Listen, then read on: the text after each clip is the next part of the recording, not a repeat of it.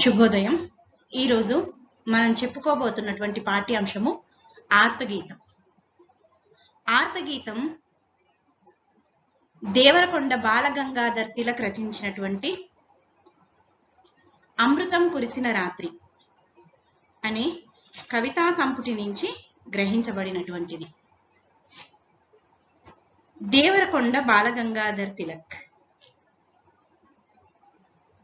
ఈయన ఆగస్టు 1, 1921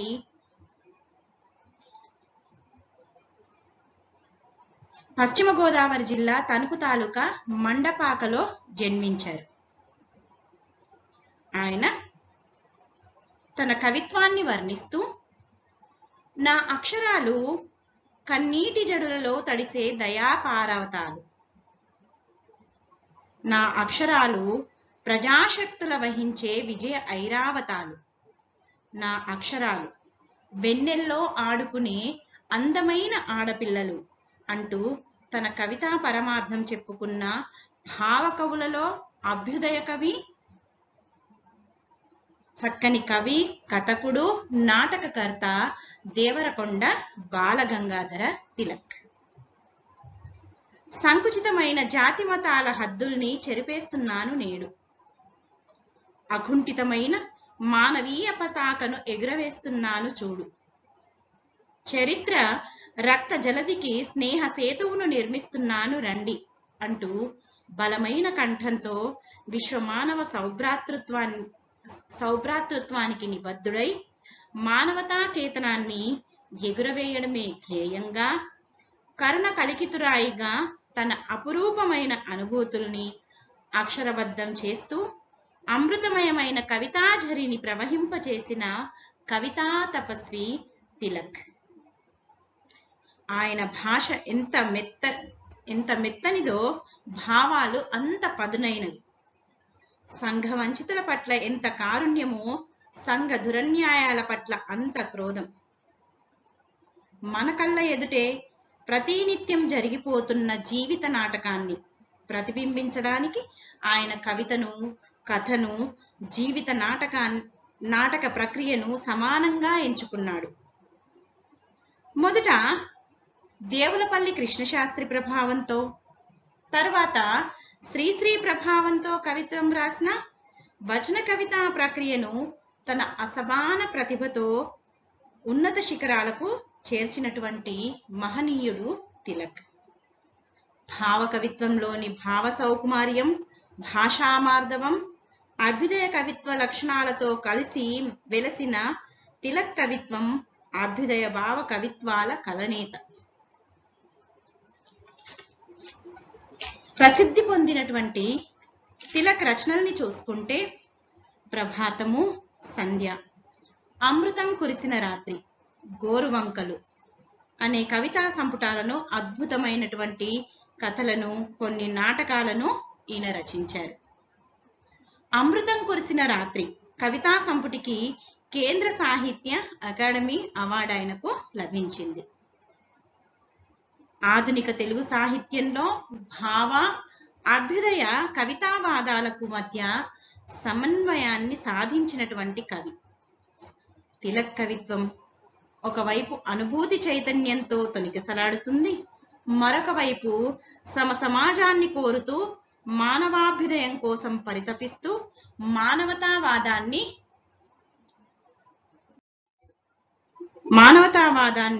ప్రతిబింబిస్తుంది.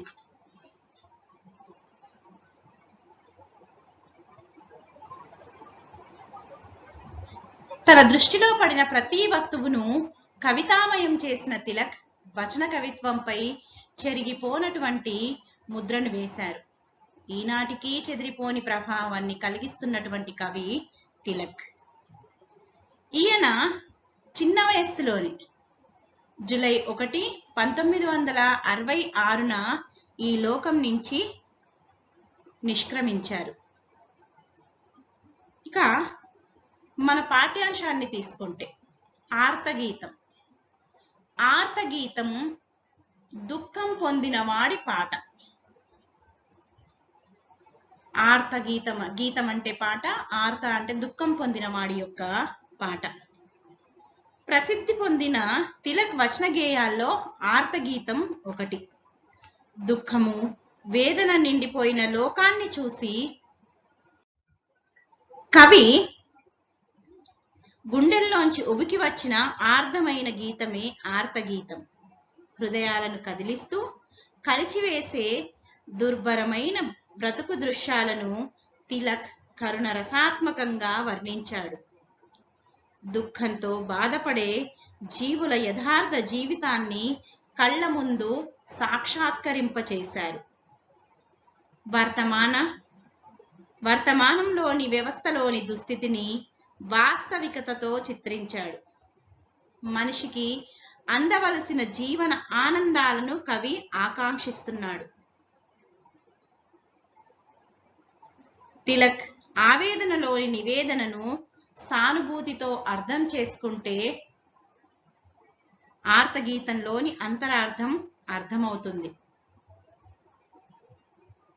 కవిత్వలోని ఉద్వేగం, భావలయ పఠితలను సన్మోహపరుస్తూనే ఆలోచనలకు గురిచేస్తుంది.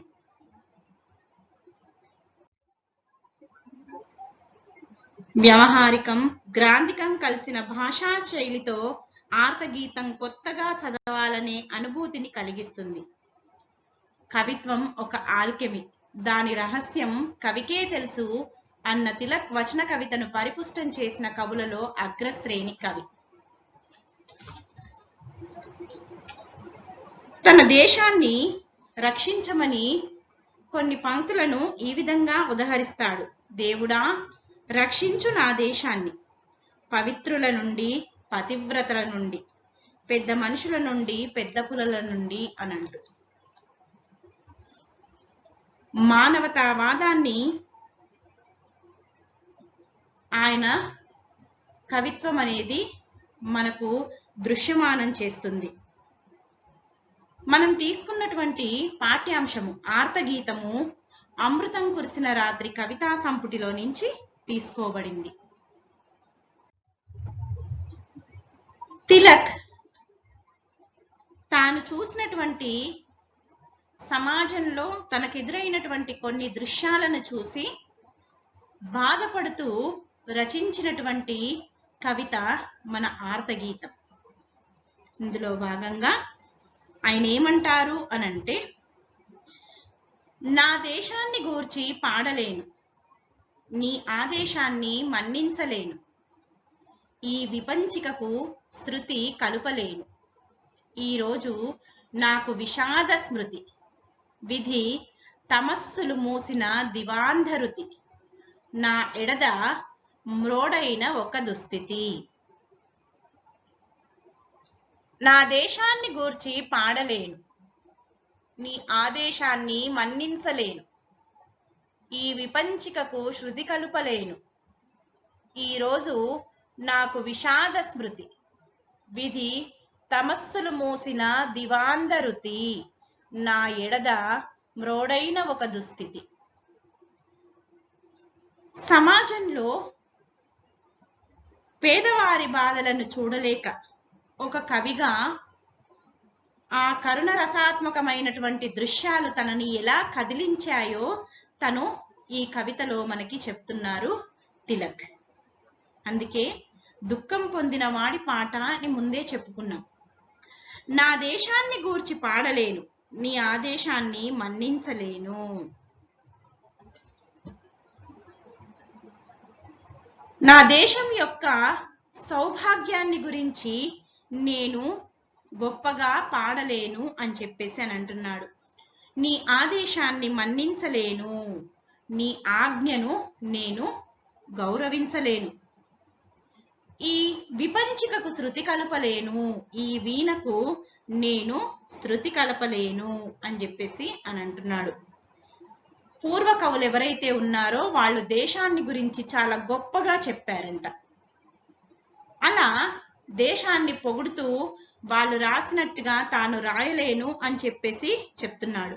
పూర్వ కవులకు వలె నా దేశం గొప్పది అంటూ దేశాన్ని గురించి ఉన్నతంగా చెప్పి దేశ సౌభాగ్యాన్ని, సంస్కృతి వైభవాన్ని పొగడలేను. పూర్వ కవుల వలె దేశ సౌభాగ్యాన్ని వర్ణించి వారి వీణాగానానికి నేను జతకలపలేను, నా గొంతుని జతకలపలేను అని చెప్పేసి అని అంటున్నాడు. సమాజంలో జరుగుతున్నటువంటి అవకతవకల్ని, అన్యాయాల్ని పూర్వ కవులు ఎవరు పట్టించుకోలేదని చెప్పేసి కేవలం ఊహాలోకాల్లో జీవిస్తూ దేశం గురించి గొప్పగా చెప్పారు అని చెప్పేసి అలా వాళ్ళ వలె అంటే వారి వలె ఆ పూర్వ కవుల వలె నేను దేశం గురించి, దేశ సౌభాగ్యం గురించి, మన సంస్కృతి వైభవాల గురించి గొప్పగా చెప్పలేను అని అంటున్నాడు. వారు వెళ్ళినటువంటి బాటలో వెళ్ళి నేను వారి గొంతుకి నా గొంతును జత చేయలేను అని చెప్పేసి వాళ్ళను సమర్థించలేను అని చెప్పేసి తిలక్ అంటున్నాడు. ఈ రోజు నాకు విషాద స్మృతి, విధి తమస్సులు మూసిన దివాంధరుతి, నా ఎడద మోడైన ఒక దుస్థితి. ఈ రోజు నాకు విషాద స్మృతి, ఈ రోజు నేడు నాకు దుఃఖం అనేది, విషాద స్మృతి అని అంటే దుఃఖం అనేది తలపుకు వస్తోంది, అంటే గుర్తుకు వస్తోంది. విధి తమస్సులు మూసిన దివాంధరుతి, విధి అనేది చీకట్లను కప్పినటువంటి గుడ్లగూబ కూత వలె ఉంది అని చెప్పేసి అని అంటున్నాడు. నా ఎడద మ్రోడైన ఒక దుస్థితి, నా మనస్సు అనేది ఎండిపోయినటువంటి చెట్టు వలె దుర్దశలో ఉంది అని చెప్పేసి అని అంటున్నాడు. ఈ రోజు నాకు విషాద స్మృతి, ఈ రోజు నాకు దుఃఖం అనేది స్మరణకు వస్తోంది అని చెప్పేసి కవి అంటున్నాడు. కొన్ని బాధాకరమైనటువంటి దృశ్యాలను కవి చూడడం జరిగింది. ఆ దృశ్యాల వల్ల ఆయనకి అంతులేనటువంటి దుఃఖం కలిగింది అని చెప్పేసి తిలక్ తెలియజేస్తున్నాడు. అందుకే ఆ రోజు ఏ రోజైతే తను చూశాడో ఆ రోజును వర్ణిస్తూ ఈ రోజు నాకు విషాద స్మృతి, నాకు దుఃఖం అనేది మరలా మరలా స్మరణకు వస్తోంది అని చెప్పేసి అని అంటున్నాడు. తను చూసినటువంటి దృశ్యాల వల్ల తనకి దుఃఖం కలిగింది అని అంటున్నాడు. విధి తమస్సులు మూసిన దివాంధరుతి, భగవంతుడు లోకమంతా కూడా చీకట్లతో నింపివేశాడు అని చెప్పేసి అని అంటున్నాడు. ఆ విధి అనేది గుడ్లగూబ కూత వలె ఉంది అని చెప్పేసి అంటున్నాడు. గుడ్లగూబ కూత చెడుకు సంకేతం. ఆ చెడుకు గుర్తుగా ఉన్నటువంటి దాన్ని ఇక్కడ వర్ణిస్తున్నాడు. ఈరోజు నేను చూసినటువంటి దృశ్యాలు ఏవైతే ఉన్నాయో అవి నాకు బాధను కలిగిస్తున్నాయి, దుఃఖాన్ని కలిగిస్తున్నాయి, అవి చెడుకు సంకేతంగా నాకు కనిపిస్తూ ఉన్నాయి అని చెప్పేసి అని అంటున్నాడు. తన హృదయం నా ఎడద మ్రోడైన ఒక స్థితి, తన హృదయము దుఃఖంతో మోడువారిపోయింది. చెట్టు ఎలా అయితే ఎండిపోతుందో అదే విధంగా మోడువారిపోతుందో తన మనస్సు కూడా దుఃఖంతో మోడువారిపోయింది, ఎండిపోయింది అని చెప్పేసి కవి తెలియచేస్తున్నాడు. నీ కొత్త సింగారము వలదు, ఉదాత్త సురభిలాత్త శయ్యా సజ్జితము వలదు, రసప్లావిదము వలదు. నీ కొత్త సింగారము వలదు, ఉదాత్త సురభిలాత్త శయ్యా సజ్జితము వలదు, రసప్లావితము వలదు. నీ కొత్త సింగారము వలదు, నీ కొత్త కొత్త అలంకారాలు కూడా ఏవి వద్దు అని చెప్పేసి అని అంటున్నాడు. ఉదాత్త సురభిలాత్త మనోజ్ఞమైనటువంటి మంచి వాసన కలిగినటువంటి శయ్య సజ్జితము వలదు, శయ్యచే అలంకారము కూడా వద్దు అని అంటున్నాడు. రసప్లావితము వలదు, తడపబడినటువంటి రసములతో ఎక్కువగా అంటే అలంకారాలతో రసములతో ఎక్కువగా తేలియాడడం వద్దు అని చెప్పేసి అని అంటున్నాడు. కవిత్వంలో కొత్త అలంకారాలు అవసరం లేదని, మంచి సువాసన గల శయ్యా సౌభాగ్యం వద్దని, రసంతో ఎక్కువగా తేలియాడడం వద్దు అని అంటున్నాడు. పూర్వ కవులంతా కూడా కల్పనలతో ఊహాలోకాల్లో విహరిస్తూ కవిత్వంలో కొత్త కొత్త అలంకారాలని సమకూర్చారు. అలాంటి సింగారాలు తనకి అవసరం లేదు, తన కవితలో అవసరం లేదు అని చెప్పేసి కవి అంటున్నాడు. అలాగే కవిత్వంలో మంచి పదాల కూర్పుతో మంచి పరిమళం కల శయ్యా సౌభాగ్యాన్ని పూర్వ కవులు సమకూర్చారు. అది కూడా అవసరం లేదని కవి అంటున్నాడు. అలాగే కావ్యం అనేది రసములతో తేలియాడాల్సిన అవసరం లేదు అని చెప్పేసి, అంటే మొత్తానికి కవిత్వంలో అలంకారాలు, శయ్య, రసం ముఖ్యం కాదని తిలక్ అభిప్రాయపడుతున్నాడు. సమాజంలో వాస్తవమైన దానిని కవిత్వంలో చూయించాలి అని చెప్పేసి కవి తిలక్ కోరుకుంటున్నాడు.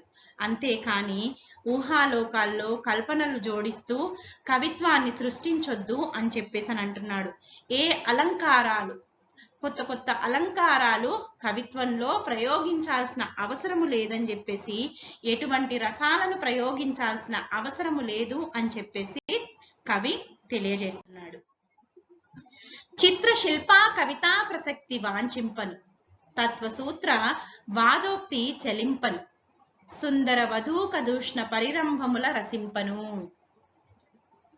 చిత్రశిల్ప కవితా ప్రసక్తి వాంఛింపను, తత్వసూత్ర వాదోక్తి చలింపను, సుందర వధూకదూష్ణ పరిరంభముల రసింపను. చిత్ర శిల్ప కవితా ప్రసక్తి వాంఛింపను, చిత్రమైనటువంటి శిల్పంతో కూడిన కవిత్వం యొక్క ముచ్చటను కోరుకోను అని అంటున్నాడు. తత్వసూత్ర వాదోక్తి చలింపను, వేదాంత సూత్రాలు, సిద్ధాంతాలు, మత సిద్ధాంతాలు, ధర్మ సూత్రాలు మొదలైనటువంటివి ఏవైతే ఉంటాయో వాటి గురించి వాదాన్ని వాదించే మాటల్ని పెట్టుకోను అని అంటున్నాడు. సుందర వధూకదూష్ణ పరిరంభముల రసింపను, అందమైనటువంటి స్త్రీల యొక్క, కదుష్ణ అంటే కొంచెం వెచ్చనైనటువంటి, పరిరంభముల కౌగిలింతలను రసింపను, రుచి చూడను అని చెప్పేసి అని అంటున్నాడు. చిత్రమైనటువంటి కవితా శిల్పంతో కూడిన కవిత్వం కావాలని నేను కోరుకోను. ఉపదేశ ప్రధానమైనటువంటి తత్వసూత్రాలని బోధించే కవిత్వాన్ని కోరను. అందమైనటువంటి స్త్రీల నులివెచ్చని కౌగిలింతలను వర్ణించే శృంగార కావ్యాలను రచించాలని నేను కోరుకోను అని అంటున్నాడు. పూర్వ కవులు చిత్రశిల్పం గల కావ్యాలను రాశారు. కానీ తాను ఆ విధంగా పూర్వ కవులను అనుసరిస్తూ చిత్రశిల్పం గల కావ్యాలను రచింపను అని చెప్పేసి అని అంటున్నాడు. అదే విధంగా ధర్మ సిద్ధాంతాలని ప్రబోధం చేసేటటువంటి ఉపదేశ కావ్యాలు పూర్వ కవులు రచించారు. వారి బాటలో తాను ఆ ఉపదేశాన్ని చెప్పేటటువంటి కావ్యాలు ఏవైతే ఉంటాయో వాటిని రచించను అని అంటున్నాడు. అదే విధంగా పూర్వ కవులు శృంగారభరితమైనటువంటి అందమైనటువంటి స్త్రీల యొక్క నులివెచ్చని కౌగిలింతలను వర్ణించే శృంగార కావ్యాలను రచించారు. అటువంటి కావ్యాలను, ఆ శృంగార రస కావ్యాలను తాను రాయను అని చెప్పేసి కవి తెలుపుతున్నాడు. గత చారిత్రక యశక్కలాపమో వివరింపకు, బహుళ వీరానేక గాథా సహస్రమో వినిపింపకు, ఇంకా నన్ను విసిగింపకు. గత చారిత్రక యశక్కలాపము వివరింపకు, బహుళ వీరానేక గాథా సహస్రము వినిపింపకు, ఇంకా నన్ను విసిగింపకు. తను చూసినటువంటి దృశ్యాలు తనని ఎంత కదిలించాయి, తనని ఎంత బాధ పెట్టాయి, దుఃఖానికి గురి చేశాయి, తన మనస్సుని ఏ విధంగా కదిలించాయో చెప్తూ, ఇక కవిత్వం అనేది వాస్తవాన్ని వెలువరించేటటువంటి కవిత్వాన్ని తాను దృశ్యమానం చేస్తానని చెప్పేసి, పూర్వ కవుల వలె కల్పితమైనటువంటి కావ్యాలను రచింపను అని చెప్తూ గత చారిత్రక యశక్కలాపము వివరింపకు, బహుళ వీరానేక గాథా సహస్రము వినిపింపకు, ఇంకా నన్ను విసిగించకు. గత చారిత్రక యశక్కలాపము వివరింపకు, గడిచిపోయినటువంటి చరిత్రకు సంబంధించినటువంటి కీర్తి కథలని వివరించకు అని చెప్పేసి అని అంటున్నాడు. బహుళ వీరానేక గాథా సహస్రము వినిపింపకు, అనేక మంది వీరుల యొక్క అనేక వేల కథలను వినిపించవద్దు అని చెప్పేసి అని అంటున్నాడు. ఇక నన్ను విసిగించొద్దు అని చెప్పేసి అని అంటున్నాడు. కవులు చరిత్రకు సంబంధించినటువంటి వాళ్ళ కీర్తికి సంబంధించినటువంటి గత చరిత్రలో రాజులు కానివ్వండి, ఆ నాయకులు కానివ్వండి, వాళ్ళకు సంబంధించినటువంటి వాళ్ళ కీర్తికి సంబంధించినటువంటి కథల్ని పెక్కు రాశారంట. అదేవిధంగా అనేక మంది వీరుల యొక్క కథల్ని, వేల కొద్ది కథల్ని మన ముందు ఉంచారు అని చెప్పేసి అని అంటున్నాడు. ఇక నన్ను విసిగించొద్దు, అవన్నీ చెప్పి నన్ను విసిగించొద్దు అని అంటున్నాడు. పూర్వ కవుల వలె ఆంధ్రదేశంలోను దేశంలోను చరిత్రలో ప్రసిద్ధి పొందిన, ఉదాహరణకు తీసుకుంటే విజయనగరం కానివ్వండి, ఓరుగల్లు వంటి రాజ్యాల చరిత్రలను కావ్యాలుగా రాయరాదు అని చెప్పేసి అని అంటున్నాడు. అలాగే వీరులు సీతారామరాజు, కృష్ణదేవరాయలు, శివాజీ వంటి వీరుల కథలను కావ్యాలుగా వ్రాయనవసరం లేదని తిలక్ అభిప్రాయపడుతున్నాడు.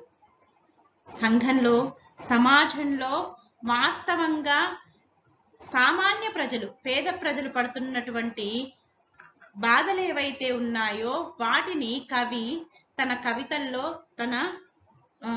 తన రాస్తున్నటువంటి వాటిలో ఆవిష్కరింప చెయ్యాలి అని చెప్పేసి కోరుకుంటున్నాడు. అంతేకాని గడిచిపోయినటువంటి చరిత్రను గురించి కానీ, చరిత్రలో ఉన్నటువంటి వీరుల గురించి కానీ వినిపించొద్దు, రాయొద్దు అని చెప్పేసి కోరుకుంటున్నాడు. వాటినన్నింటినీ చెప్పి తనను విసిగించవద్దని చెప్పేసి కవి వేడుకుంటున్నాడు. నేడు నేను కన్నీరుగా కరిగిన గీతికను, సిగ్గుతో రెండుగా చీలిన వెదురు బొంగును, మంటలో అంతరాంతర దగ్ధమైన బూడిదను. తాను చూసినటువంటి దృశ్యాలు, కరుణామయ దృశ్యాలు ఏవైతే ఉన్నాయో ఆ బాధను కలిగించేటటువంటి దృశ్యాలు తనకెంత బాధ కలిగించాయో, ఏ విధంగా తన స్థితి ఉందో కవి ఈ పంక్తుల్లో తెలియజేస్తున్నాడు. నేడు నేను కన్నీరుగా కరిగిన గీతికను, సిగ్గుతో రెండుగా చీలిన వెదురు బొంగును, మంటలో అంతరాంతర దగ్ధమైన బూడిదను. నేడు నేను కన్నీరుగా కరిగిన గీతికను, ఈనాడు నేను కన్నీటిగా కరిగినటువంటి పాటను అని చెప్పేసి అని అంటున్నాడు. సిగ్గుతో రెండుగా చీలినటువంటి వెదురు బొంగును అని చెప్పేసి అని అంటున్నాడు.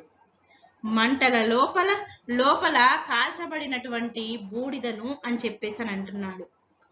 తాను చూసినటువంటి దృశ్యాలు తనని కదిలించాయి అని చెప్పేసి తెలియజేస్తూ, కవి అనేటటువంటి వాడు లోకంలో ఉన్నటువంటి ఆ పేదల యొక్క, దీనుల యొక్క ఆర్తిని చూచి కన్నీరు పెట్టే వారి కన్నీటి పాటగా రాయాలి అని చెప్పేసి కవి కోరుకుంటున్నాడు. లోకంలో బాధతో ఉండేటటువంటి దీనస్థితిని చూచి మనం సిగ్గుపడాలి అని అంటున్నాడు. ఆపదలో ఉన్నవారిని చూసి కలిగిన దుఃఖంలో అతడు బూడిదగా దగ్ధం కావాలి అని అంటున్నాడు. అంటే నేటి కవి అనేటటువంటి వాడు దీనుల కష్టాలను చూసి కరిగి ఆ కన్నీటితో వారిని గూర్చి కవిత్వం రాయాలి అని చెప్పేసి కోరుకుంటున్నాడు తిలక్. తను చూసినటువంటి దృశ్యాలు తనను కదిలించాయి అని చెప్పేసి చెప్తూ, ప్రతి కవి కూడా తనకున్నటువంటి బాధ్యతను గుర్తెరిగి ప్రవర్తించాలి అని చెప్పేసి అని అంటున్నాడు. ప్రతి కవి ఊహాలోకాల్లో విహరించొద్దని, జరిగిపోయినటువంటి చారిత్రక సంఘటనల్ని గురించి వివరించకుండా సమాజంలో జరుగుతున్నటువంటి దీనుల యొక్క దీన స్థితిని గురించి, ఆ వాస్తవాన్ని తన కవిత్వంలో దృశ్యమానం చెయ్యాలి అని చెప్పేసి అని అంటున్నాడు. వారి కన్నీరు పెట్టే వాటిని కన్నీటి పాటగా తన కవిత్వంలో తెలియజేయాలి అని అంటున్నాడు. వాళ్ళు బాధపడుతున్నటువంటి స్థితిని చూసి ఒక కవిగా మనం కూడా సిగ్గుపడాలి అని చెప్పేసి అని అంటున్నాడు. వారికి కలిగినటువంటి ఆపదలో ఉన్నటువంటి వాళ్ళకు కలిగిన దుఃఖంలో ఈ కవి అనేటటువంటి వాడు బూడిదలా దగ్ధం కావాలి అని చెప్పేసి, అంటే వాళ్ళ కన్నీటిని కష్టాలను అన్నింటినీ వాటిలో కరిగిపోయి వారిని గురించి తన కవితల్లో వివరించాలి అని చెప్పేసి కవి కోరుకుంటున్నాడు. అంతేకాని దేశం గురించి కానీ, దేశ సౌభాగ్యాన్ని గురించి కానీ, దేశ సంస్కృతిని గురించి కానీ, గత చరిత్రను కానీ, ఆ చరిత్రలో గొప్ప గొప్ప వాళ్ళైనటువంటి మహావీరుల గురించి కానీ రాయవలసిన అవసరము లేదు అని చెప్పేసి కవి తెలియజేస్తున్నాడు. పైన దైవమునకు కింద మానవునకు జవాబు చెప్పవలసిన వాణ్ణి, రసాతలమంట శిరస్సు వంచిన వాణ్ణి. పైన దైవమునకు కింద మానవునకు జవాబు చెప్పవలసిన వాణ్ణి, రసాతలమంట శిరస్సు వంచిన వాణ్ణి. కవి అనేటటువంటి వాడు ఎలా ఉండాలో, తన కర్తవ్యం ఏమిటో, కవి యొక్క కర్తవ్యం ఏమిటో తిలక్ ఈ పంక్తుల్లో తెలియజేస్తున్నాడు. కవి అనేటటువంటి వాడు పైనున్న దైవానికి కిందనున్నటువంటి మానవునికి జవాబు చెప్పవలసినటువంటి వాడు. పాతాళ లోకానికి, రసాతలము అనంటే పాతాళ లోకము, పాతాళ లోకానికి తన తల తగిలేలా సిగ్గుతో తల వంచుకోవాలి అని చెప్పేసి అని అంటున్నాడు. తాను పాతాళ లోకానికి తగిలేలా సిగ్గుతో తల వంచుకున్నాను. ఆ దృశ్యాలను చూసిన తర్వాత సమాజంలో దుఃఖంతో కూడుకున్నటువంటి కొన్ని దృశ్యాలను చూసిన తర్వాత తన తల అనేది పాతాళ లోకానికి తగిలినట్టుగా తల వంచుకున్నాను అని చెప్పేసి అని అంటున్నాడు. కవి రాసేటటువంటి కవిత్వము పైన ఉన్నటువంటి దేవుడికి తృప్తి కలిగించాలి. లోకంలో మానవుడు పడే కష్టాలను కవిత్వంలో ప్రతిబింబింపచేసి అతడికి తృప్తి కలిగించాలి. కవి యొక్క బాధ్యత ఏంటిది అనంటే, తన రాసేటటువంటి కవిత్వం అనేది ఆ భగవంతుణ్ణి సంతృప్తి పరచాలి.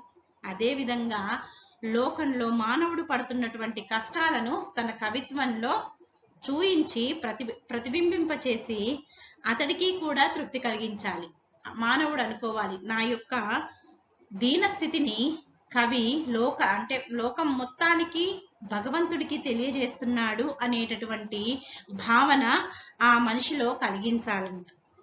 మానవుడి కన్నీటి గాథను కవి లోకానికి తెలపాలి. కవి మానవుడి కష్టాలు చూసి నేటి సమాజ స్థితికి అతడు సిగ్గుపడి తలవంచాలి. అంటే కవిత్వం వర్తమాన సమాజ స్థితికి అద్దం పట్టాలి. ఒకవేళ దైవానికి మనిషికి జవాబు చెప్పకుండా ఊహాలోకాల్లో విహరించేటటువంటి వాడు కవి అయితే అది సమాజానికి, ఆ కవిత్వం అనేది సమాజానికి ఉపయోగపడదు అని చెప్పేసి, అలా తాను చెయ్యలేకపోతే తన తలను పాతాళ లోకానికి తగిలేటట్టుగా సిగ్గుతో తలవంచుకుంటాను అని చెప్పేసి, తలవంచుకున్న వాణ్ణి నేను అని చెప్పేసి అని అంటున్నాడు. ఇన్ని రోజులు నేను కూడా గొప్పగా దేశం గురించి చెప్పాను, నేను కూడా దేశం గురించి, దేశ సౌభాగ్యం గురించి గొప్పగా చెప్పాను పూర్వకౌలవలే.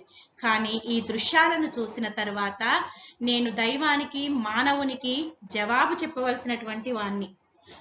కాబట్టి నా బాధ్యతను నేను తప్పకుండా నెరవేరుస్తాను. నేననే కాకుండా ప్రతి కవి కూడా తన బాధ్యతను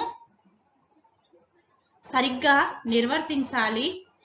ఎందుకంటే కవి అనేటటువంటి వాడు పైన దైవానికి కింద మానవునికి అనుసంధానకర్తగా జవాబు చెప్పవలసినటువంటి వాడు కాబట్టి అనుసంధానకర్తగా పనిచేస్తూ ఆ మానవుడి యొక్క కష్టాలని తన కవిత్వంలో చూయిస్తూ ప్రతిబింబింపచేస్తూ అతని నా కష్టాలను ఈ కవి లోకానికి వెల్లడిస్తున్నాడు అంటూ ఆ మానవుడు తృప్తి చెందే విధంగా చెయ్యాలి అని చెప్పేసి అంటున్నాడు.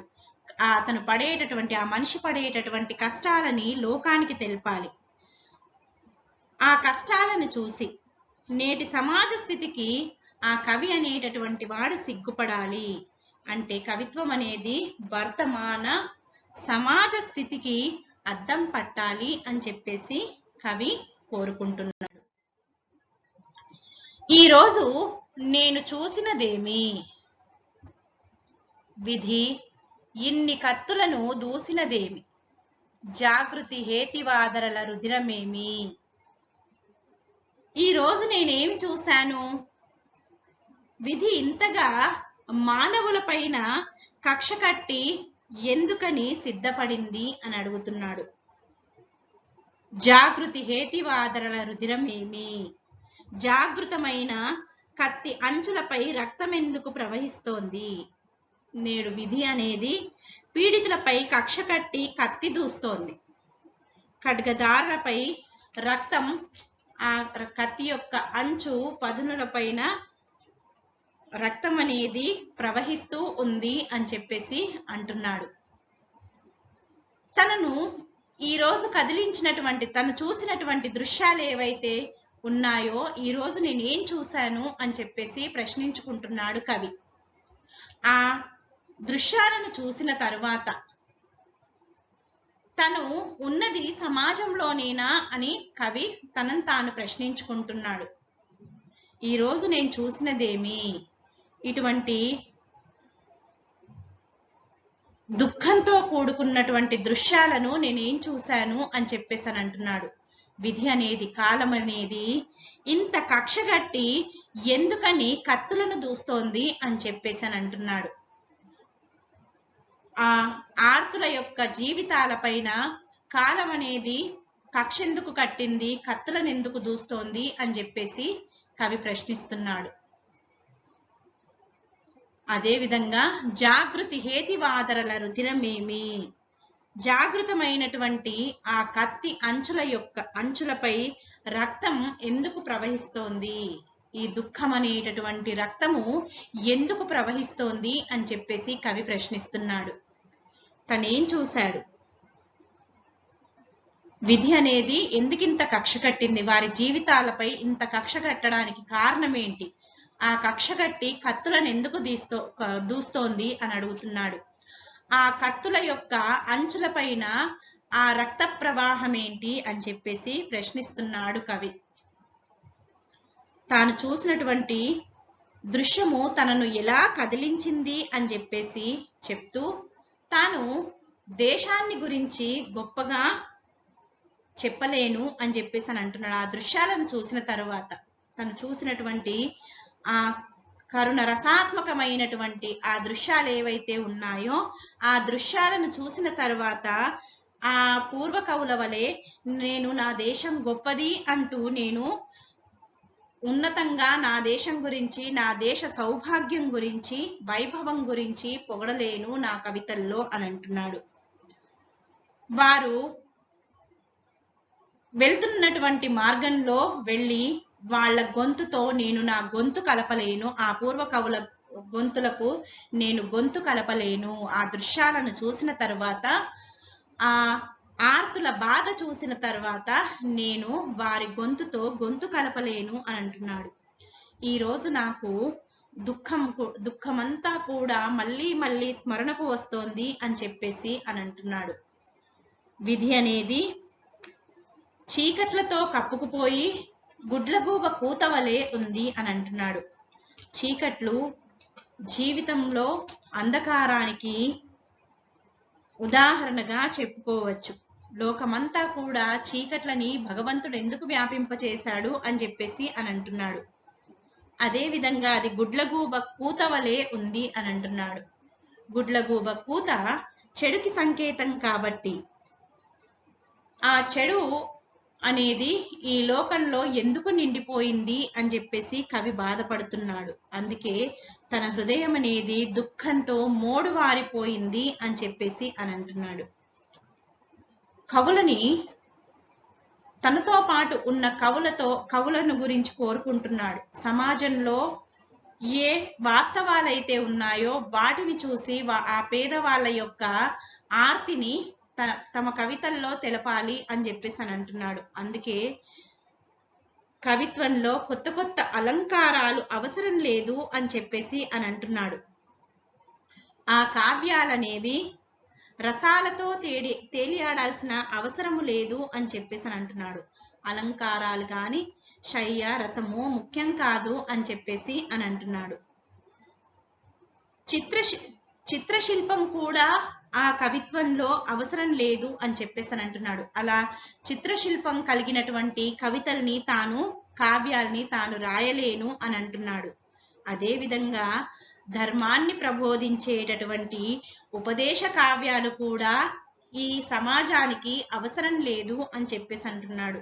అందుకే ధర్మ ప్రబోధాలను ప్రబోధించేటటువంటి ఉపదేశ కావ్యాలని తాను రాయను అని చెప్పేసి అంటున్నాడు. చిత్రశిల్పం గల కావ్యాలు రాయను, అదే విధంగా ధర్మ ప్రబోధించేటటువంటి ఉపదేశ కావ్యాలు కూడా నేను రాయను అని చెప్పేసి అని అంటున్నాడు.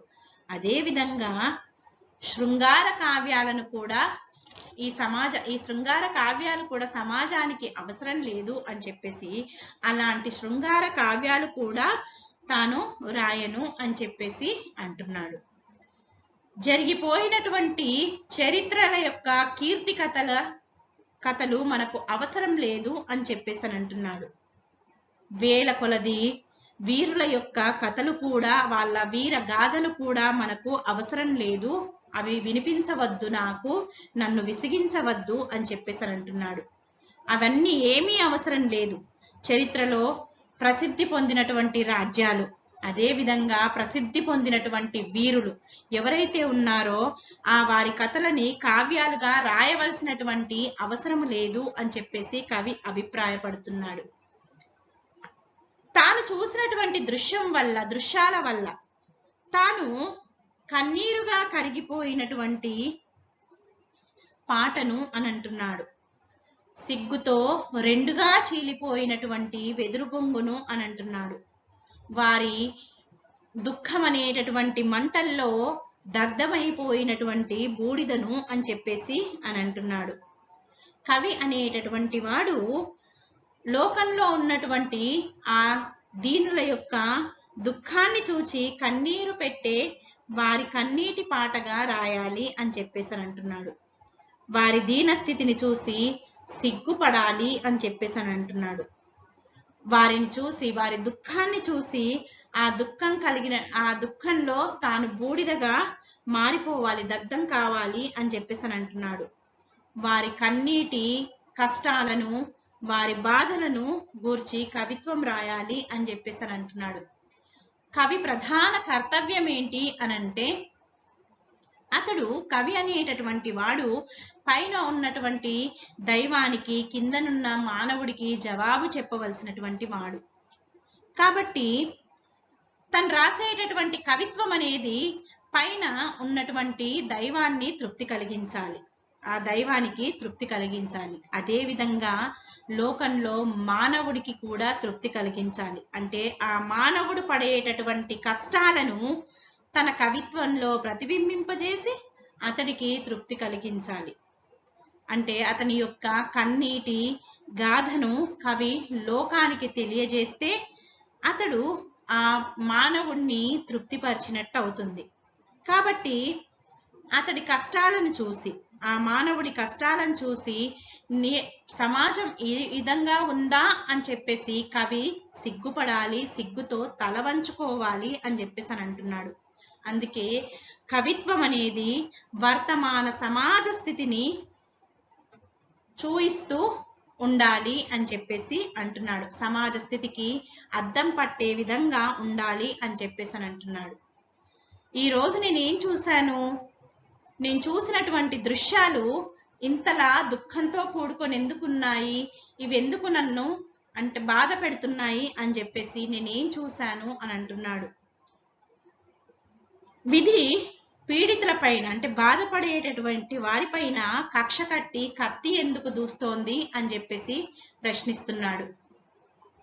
ఎందుకని కాలం అనేది వారిపైనే కక్ష కట్టి కత్తుల్ని దూస్తోంది. నేను ఈరోజు చూసిందేంటి, ఆ సమాజంలో ఆ పీడితుల పైన కాలం అనేది ఇంతలా కక్ష కట్టడానికి కారణం ఏంటి, కత్తుల్ని దుయ్యడానికి కారణం ఏంటి అని చెప్పేసి అని అంటున్నాడు. ఆ ఖడ్గదారుల పైన, ఆ కత్తి దారుల పైన, ఆ అంచుల పైన రక్తము రుధిరమేమి, రక్తం ప్రవహిస్తోందేంది అని చెప్పేసి ప్రశ్నిస్తున్నాడు. తాను చూసినటువంటి దృశ్యాలు ఎందుకని ఈ సమాజానికి, ఈ సమాజ స్థితిని ఎందుకు తెలుపుతున్నాయి అని చెప్పేసి అంటున్నాడు. వాళ్ళ జీవితంలో ఇన్ని కష్టాలు ఎందుకు అని చెప్పేసి కవి ప్రశ్నిస్తున్నాడు. కాలం అనేది ఎందుకని వారి జీవితాల పైన కక్ష కట్టి వారిని బాధిస్తోంది అని చెప్పేసి ప్రశ్నిస్తున్నాడు. ఈ విధంగా కవి తాను చూసినటువంటి దృశ్యాలను, ఆ దృశ్యాలు తనను ఎలా కదిలించాయి అని చెప్పేసి తెలియజేస్తూ, కవి అనేటటువంటి వాడు తన బాధ్యతను గుర్తెరిగి ఊహాలోకాల్లో విహరించకుండా వాస్తవమైనటువంటి వర్తమాన సమాజంలో జరుగుతున్నటువంటి దాన్ని తన కవిత్వంలో ప్రతిఫలింపజేయాలి, ప్రతిబింబింపచేయాలి అని చెప్పేసి తిలక్ కోరుకుంటున్నాడు. అంతేకాని గత చారిత్రక విశేషాలను గాని, మన చరిత్రలో నిలిచిపోయినటువంటి వీరుల గురించి కానీ, దేశాన్ని గురించి కానీ, దేశ సౌభాగ్యాన్ని గురించి కానీ పొగడవలసినటువంటి అవసరము లేదు, వాటి గురించి రాయవలసినటువంటి అవసరము లేదు అని చెప్పేసి అని అంటున్నాడు. కొత్త కొత్త కవిత్వంలో కొత్త అలంకారాల అవసరం లేదంట. వాటిని, ఆ కవిత్వం అనేది చక్కగా రావడానికి దానికి శయ్యా సౌభాగ్యాల సౌందర్యం అనేది అవసరం లేదు అని చెప్పేసి అని అంటున్నాడు. అదే విధంగా రసాల వర్ణన కూడా అవసరం లేదు అని చెప్పేసి అని అంటున్నాడు. వాస్తవిక వర్తమాన సమాజాన్ని కవి అనేటటువంటి వాడు తన కవిత్వంలో ప్రతిఫలింపచేయాలి, ప్రతిబింబింపచేయాలి అని చెప్పేసి తిలక్ కోరుకుంటున్నాడు.